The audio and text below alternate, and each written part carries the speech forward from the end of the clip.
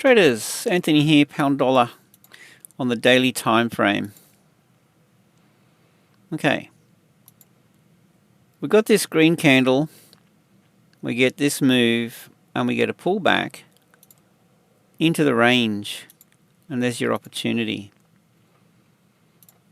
We've got this green candle, we get a move, we get a pullback into the range, and there's an opportunity. We've got this green candle, didn't quite make it. Okay, we might have missed that one. We've got this green candle, pull back into it, and we get a trade. We've got this green candle, pull back into it, there's a trade. You might have caught that one, and we've got another green candle. So I'm looking for more of the same pretty much. I like these green candles on the daily time frame, so my point of interest is going to be right here. We've got this, it's fairly extended here, overextended. Let's just grab it on the 4-hour chart, see what it looks like. Alright, so we know that this is the daily. It's nested. Now the same thing happens with the 4H. I could do the same thing again. I won't go through all that, but look, you know, we get this pullback. This one didn't quite make it. This one did. Know what I'm saying? Like, alright, there's a pullback into the range. This one didn't quite make it. This one did. That one did. That one didn't.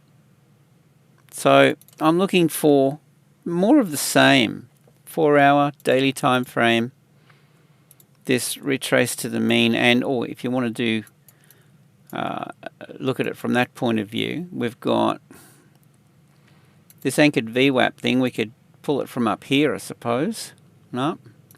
What are we going to find? Yeah. I'm always looking for the pullback into the mean. Anyway, the anchored VWAP is giving us this midline, this mean, and price is overextended to the downside here. A couple of deviations out. All right, so that kind of coincides with, like, with this, grab this 4-hour. So we've got a daily and 4-hour nested level here. 4H. All right, we know that's a daily, so I like this level. It's definitely a point of interest. And it's extended. It's overextended. Now, I want the pullback into the mean. I'm always looking for that.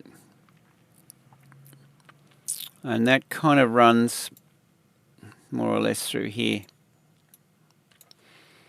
So a retrace back up into, you know, something like that could interest me. What else can I say about this? So I'm gonna. There's two ways to approach it, and one will be to set a set and forget. Let's just take that out. If it was a set and forget, I would delete. Come on. I would set up a pending limit sell order. Oh, a couple of things. 4-hour time frame. Let's have a look at this. See this thin candle, this one here. This thin candle here, it really dropped off. If we have a look at the candle low on the left, the candle high on the right. So this is important. We've got this bearish imbalance through this range. So that is a key point of interest for me. Right, now the other thing to consider is this. Let's just draw something. Think of this as a candle. A weekly candle. A weekly bearish candle. What I'm looking for here, given that it's Monday, I'm looking for the opportunity in here. let's have a look at the weekly open. So what do we got? Saturday, Sunday, Sunday, Monday, Sunday, weekly open.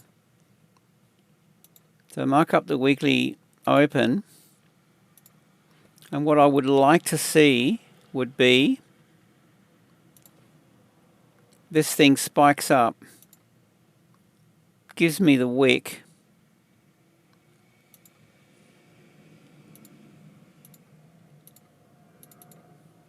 and we get something like that.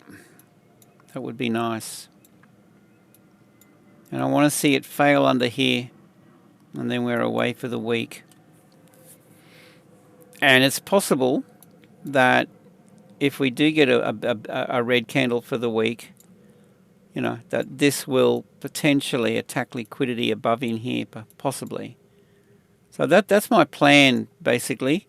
I want to see it move back up into this, resolve this imbalance, and take out liquidity, buy-side liquidity above in here. There's a ton of stop losses resting through here that is ripe for the picking.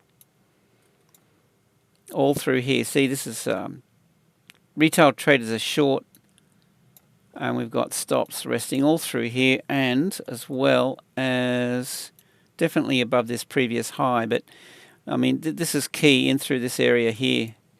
Now, if it's a set and forget, I'm going to go in with a limit, sell limit order. It'll be probably something like this, with my stop loss above this previous daily and 4-hour distribution level high.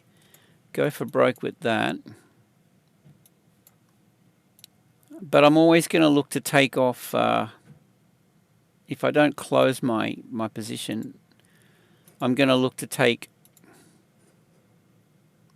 2/3 of my position off at T1. So that's going to be my stop loss.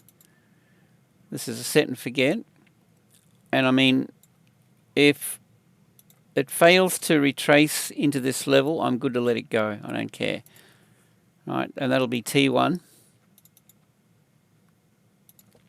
And you could set it up either set and forget, close all at T1, or partial close 2/3. That should be 65%, I think.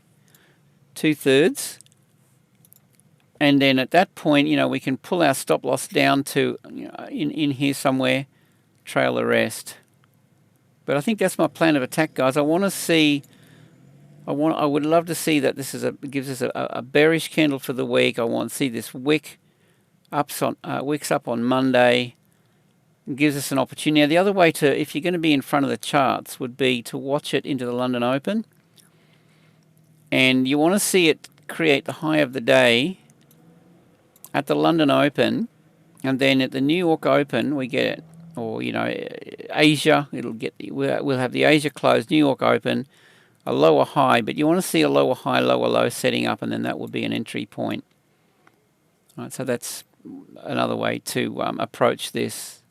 And then, you know, then you don't miss, if this is a shallow pullback, you know, you're in, if you're in front of the charts, right? So this is a set and forget scenario, and the other one is if you're sitting in front of the charts. But that's what I'm looking at with the pound dollar at the moment, guys.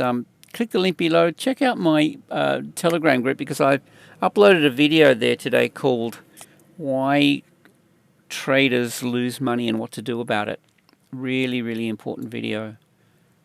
So love to hear your comments, and with that, safe trading, and see you in the next video.